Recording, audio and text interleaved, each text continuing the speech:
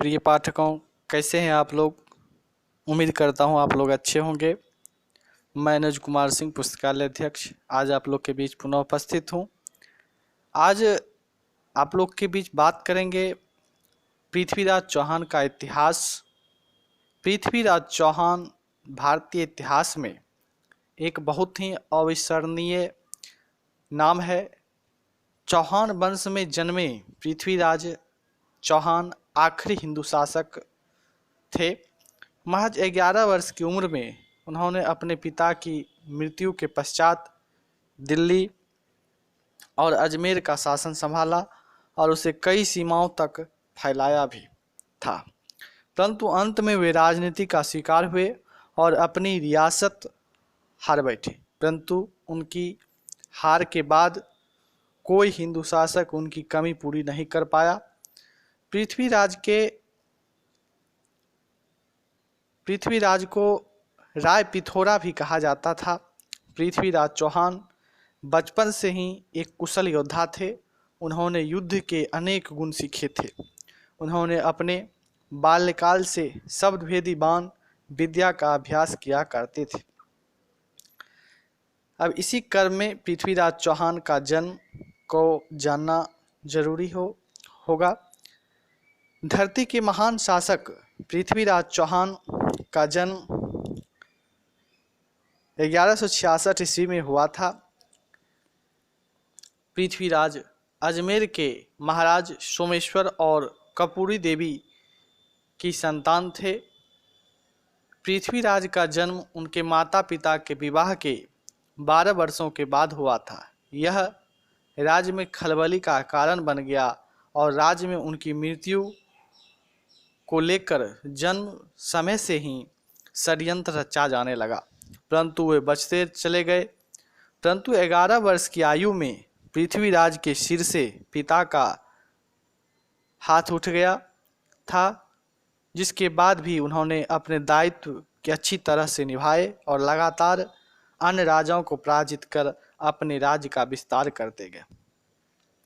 पृथ्वीराज चौहान के बचपन के मित्र चंद्रवरदाई उनके लिए किसी भाई से कम नहीं थे। चंद्रवरदाई तोमर वंश के शासक अलंगपाल की बेटी के पुत्र थे। पृथ्वीराज चौहान और उनका दिल्ली पर उत्तराधिकार कैसे हुआ, यह भी जानना आवश्यक है। अजमेर की महारानी कपूरी देवी अपने पिता अलंगपाल की एक इकलौती संतान थी, इसलिए उनके सामने सबसे बड़ी समस्या यह थी कि उनकी मृत्यु के पश्चात उनका शासन कौन संभालेगा। उन्होंने अपनी पुत्री और दामाद के सामने अपने दोहित्र को अपना उत्तराधिकारी बनाने की इच्छा प्रकट की और दोनों की सहमति के पश्चात युवराज पृथ्वीराज चौहान को अपना उत्तराधिकारी घोषित किया गया और उन्हें दिल्ली का कार्यभार सौंपा गया। पृथ्वीराज चौहान और कन्नौज की राजकुमारी संयोगिता। पृथ्वीराज चौहान और उनकी रानी संयोगिता का प्रेम आज भी राजस्थान के इतिहास में अविस्मरणीय है। दोनों ही एक दूसरे से बिना मिले केवल चित्र देखकर एक दूसरे के प्यार में मोहित हो गए चुके थे। वहीं संयोगिता के पिता जयचंद्र पृथ्वीराज के साथ ईर्ष्या भाव रखते थे, तो अपनी पुत्री का पृथ्वीराज चौहान से विवाह का विषय तो दूर दूर तक सोचने योग्य बात नहीं थी। जयचंद्र केवल पृथ्वीराज चौहान को नीचा दिखाने का मौका ढूंढते रहते थे। यह मौका उन्हें अपनी पुत्री के स्वयंवर में मिला। राजा जयचंद्र ने अपनी पुत्री संयोगिता का स्वयंवर आयोजित किया। इसके लिए उन्होंने पूरे देश से राजाओं को आमंत्रित किया। केवल पृथ्वीराज चौहान को छोड़कर पृथ्वीराज को नीचा दिखाने के उद्देश्य से उन्होंने स्वयंवर में पृथ्वीराज की मूर्ति द्वारपाल के स्थान पर रखी। परंतु इसी स्वयंवर में पृथ्वीराज चौहान ने संयोगिता की इच्छा से उनका अपहरण भरी महफिल में किया और उन्हें भगाकर अपनी रियासत ले गए। आए और दिल्ली आकर दोनों की पूरी विधि विधान से विवाह संपन्न हुई। इसके बाद राजा जयचंद्र और पृथ्वीराज चौहान के बीच दुश्मनी और भी बढ़ गई। पृथ्वीराज चौहान की विशाल सेना। पृथ्वीराज चौहान की सेना बहुत ही विशालकाय थी, जिसमें 3 लाख सैनिक और 300 हाथी थे। कहा जाता है कि उनकी सेना बहुत ही अच्छी तरह से संगठित थी। इसी कारण इस सेना के बुते उन्होंने कई युद्ध जीते और अपने राज्य का विस्तार करते चले गए, परंतु अंत में कुशल घुड़सवारों की कमी और जयचंद्र की गद्दारी और अन्य राजपूत राजाओं के सहयोग के अभाव में वे मोहम्मद गौरी से द्वितीय युद्ध हार गए। अब इसी क्रम में पृथ्वीराज चौहान और मोहम्मद गौरी के बीच जो युद्ध हुआ था, जो तराइन की पहली लड़ाई के नाम से जाना जाता है, उसको भी जानना आवश्यक होगा। 1190 और 91 के दौरान मोहम्मद गौरी ने चौहान क्षेत्र पर आक्रमण किया और तबर हिंदा या तबर ए हिंद पर कब्जा कर लिया। उन्होंने इसे 1200 घुड़सवारों के समर्थन वाले जिया उद्दीन तुगलक के काजी के अधीन रखा। जब पृथ्वीराज को इसके बारे में पता चला तो उसने दिल्ली के गोविंद राजा सहित अपने सामंतों के साथ तबरहिंदा की ओर प्रस्थान किया। तबरहिंदा पर विजय प्राप्त करने के बाद मोहम्मद की मूल योजना अपने घर लौटने की थी, लेकिन जब उन्होंने पृथ्वीराज के बारे में सुना तो उन्होंने लड़ाई का फैसला किया।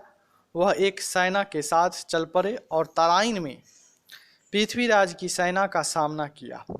आगामी लड़ाई में पृथ्वीराज की सेना ने निर्णायक रूप से मोहम्मद गौरी को हरा दिया, जिसमें तराइन की पहली लड़ाई में मोहम्मद गौरी पर पृथ्वीराज चौहान की जीत हुई। तराइन की दूसरी लड़ाई मोहम्मद गौरी ने गजनी लौटने का फैसला किया और अपने हार का बदला लेने के लिए तैयारी की।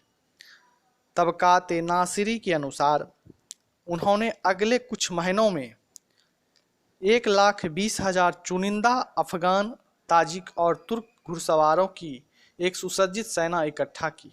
इसके बाद उन्होंने जम्मू के विजय राजा द्वारा सहायता से मुल्तान और लाहौर होते हुए चौहान राज की ओर प्रस्थान किया। पड़ोसी हिंदू राजाओं के खिलाफ अपने युद्धों के परिणाम स्वरूप पृथ्वीराज के पास कोई भी सहयोगी नहीं था। फिर भी उन्होंने गौरियों का मुकाबला करने के लिए एक बड़ी सेना इकट्ठा करने में कामयाबी हासिल की। मोहम्मद ने अपनी गजनी स्थित भाई गियासुद्दीन से राय मशविरा लेने के लिए समय लिया। फिर उन्होंने अपने बल का नेतृत्व किया और चौहानों पर हमला किया। उन्होंने पृथ्वीराज को निर्णायक रूप से हराया। पृथ्वीराज ने एक घोड़े पर भागने की कोशिश की, लेकिन सरस्वती किले, संभवतः आधुनिक सिरसा, के पास उसे पकड़ लिया गया। इसके बाद गौरी ने कई हजार रक्षकों की हत्या करने के बाद अजमेर पर कब्जा कर लिया, कई और लोगों को गुलाम बना लिया और शहर के मंदिरों को नष्ट कर दिया। इस तरह से मोहम्मद गौरी द्वितीय तराइन युद्ध में पृथ्वीराज चौहान को हरा दिया।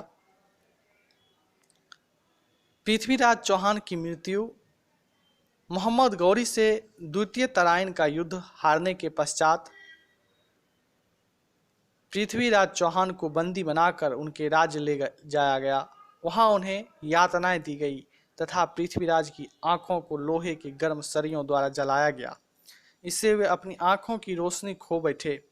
जब पृथ्वीराज से उनकी मृत्यु के पहले आखिरी इच्छा पूछी गई तो उन्होंने भरी सभा में अपने मित्र चंद्रबरदाई के शब्दों पर शब्दभेदी बाण का उपयोग करने की इच्छा प्रकट की और इसी प्रकार चंद्रबरदाई द्वारा बोले गए दोहे का प्रयोग करते हुए उन्होंने मोहम्मद गौरी की हत्या भरी सभा में कर दी। इसके पश्चात अपनी दुर्गति से बचने के लिए दोनों ने एक दूसरे की जीवन लीला भी समाप्त कर दी। और जब संयोगिता ने यह खबर सुनी तो उसने भी अपना जीवन समाप्त कर लिया। उपरोक्त विवरणों के आधार पर यह कहना उचित होगा कि पृथ्वीराज चौहान एक वीर योद्धा थे जो अपने मातृभूमि के लिए वीर गति को प्राप्त हुए। धन्यवाद।